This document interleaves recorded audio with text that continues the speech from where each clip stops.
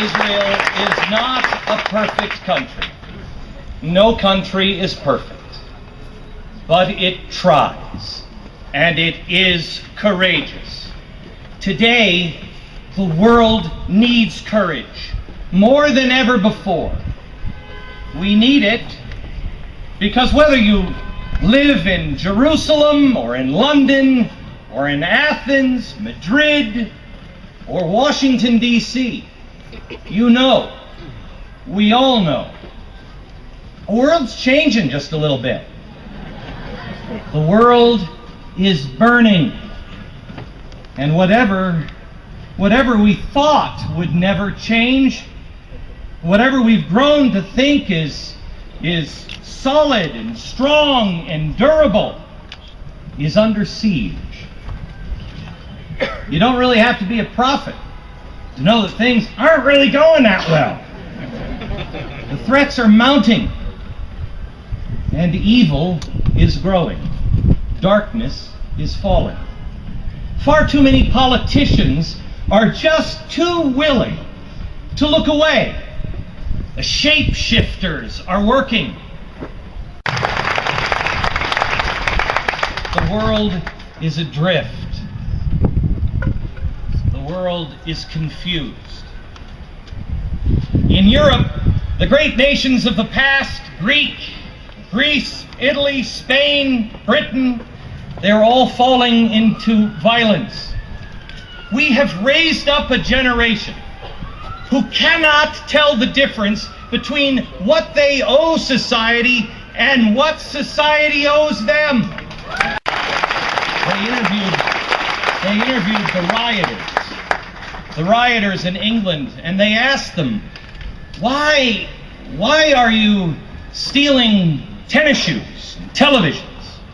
Because, the rioters said, because we deserve them.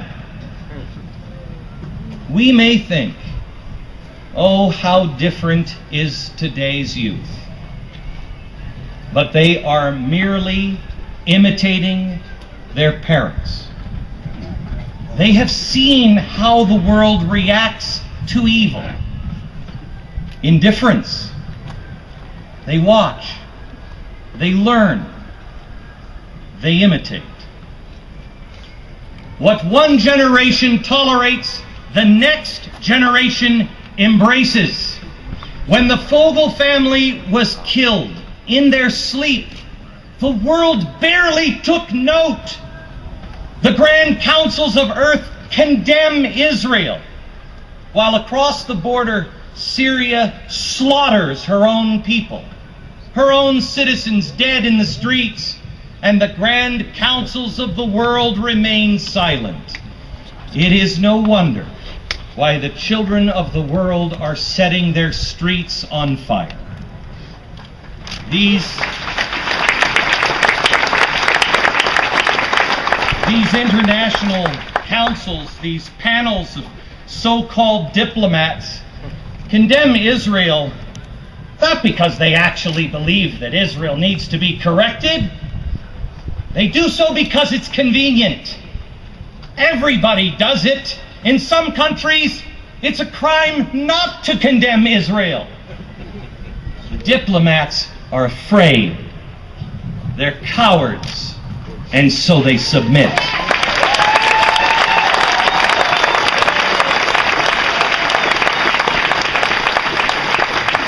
They surrender to falsehood. The truth matters not. To the keepers of conventional wisdom, the sacrifice of the truth, that's just a small price to pay. What difference does it make if we beat up a little bit on little Israel? These are the actions of the fearful and cowards. But I stand here to tell you this today. Fear is the pathway to surrender. And to overcome fear, we just need one thing: courage. Truth and courage. It is hard to do.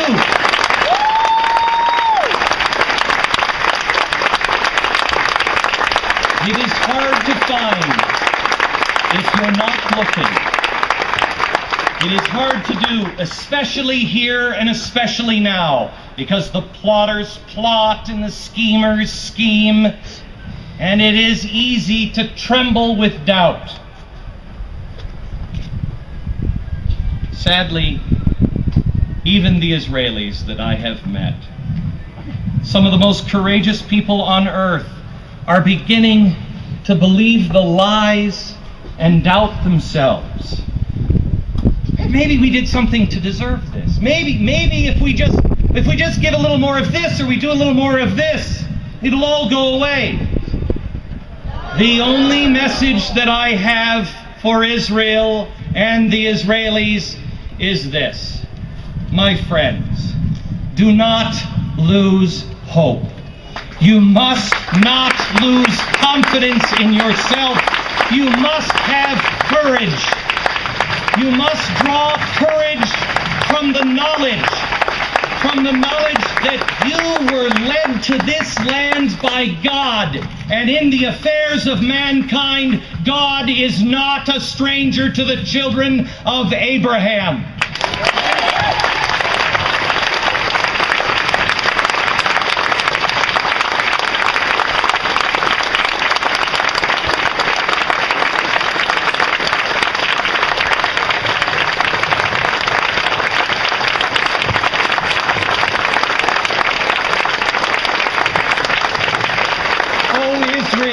Hear the words of my mouth. He promised that Israel would rise again. For 2,000 years, you stood watch.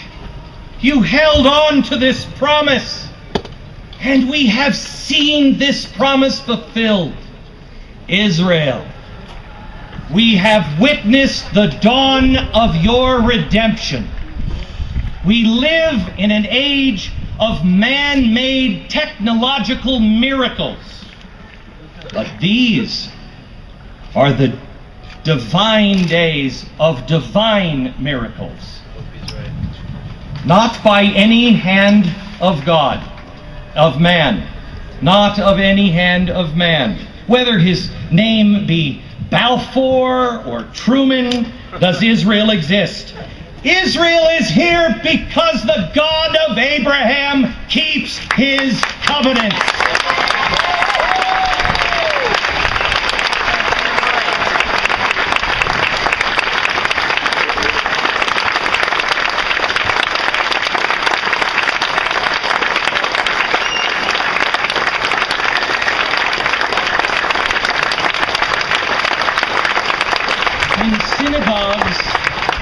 In synagogues all over the world just last week, they read the words of the prophet Isaiah.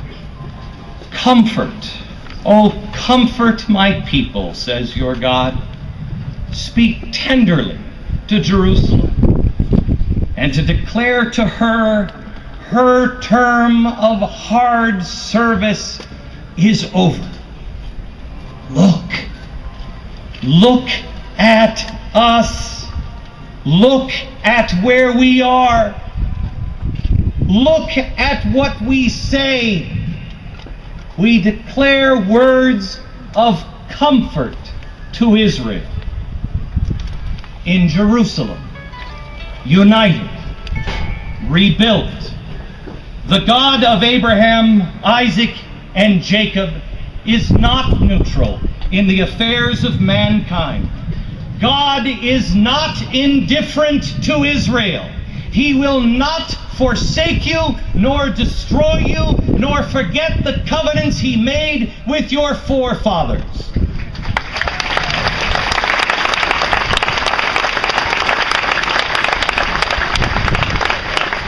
In the 40 years of wandering in the desert, the ancient Hebrews were led through the darkness by a pillar of fire.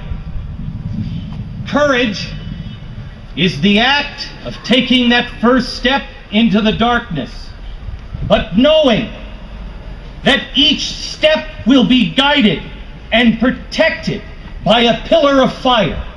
If we follow him, God will lead us.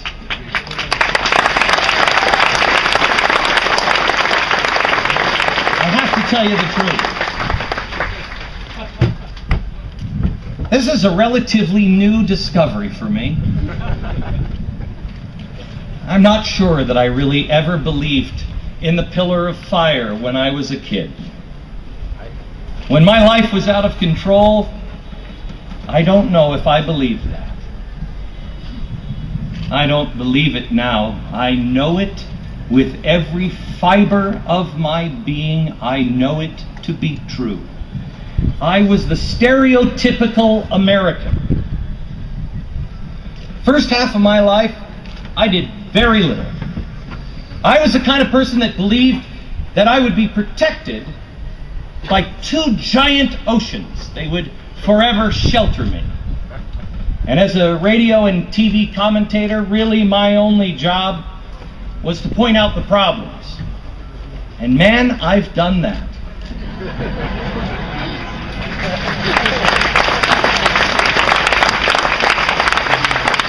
I pointed out the problems. I said the things that I am shocked because they're obvious to me. I think they're obvious to millions of people around the world, but nobody's willing to say them. But I just pointed out the obvious. I made obvious observations. In 1999, I actually listened to the words of Osama bin Laden and said, hey, I think that guy I think he means it. I think he'll actually do it. In 1999, I said he would attack New York again, and he did. I saw the unreal expectations of ordinary Americans. In 2006, I said, this isn't going to last. This can't last. A housing crash is going to come. It can't keep going. And it didn't. I spoke of the global financial markets ready to seize up in 2007. In 2008, I saw the coming unrest and the riots in Europe. It doesn't take a prophet to see these things. It just takes people who are willing to open their eyes and recognize that evil exists and that evil is going unopposed. This year, when I saw the fall of the leaders in Tunisia and Egypt's rulers crack and fall, and the world began to label it an Arab Spring, I said, are you mad? Where could this be headed? Because behind much of the revolutions is a familiar force. A force that, if not careful, will put the people of Egypt under a new pharaoh. A force that I said would come to the borders of Israel and bring death, and so it has just in the last 7 days. But the good news is we're not at the mercy of these events. We can alter the course of history. We can stand against the dangerous arc of this storyline. But to do so, we need people. We need people who are just willing to speak the truth. People who are willing to stand. We need inspiration. We need an example to follow. Last century was a century of genocide, where evil rose up again and again and swallowed up the lives of millions.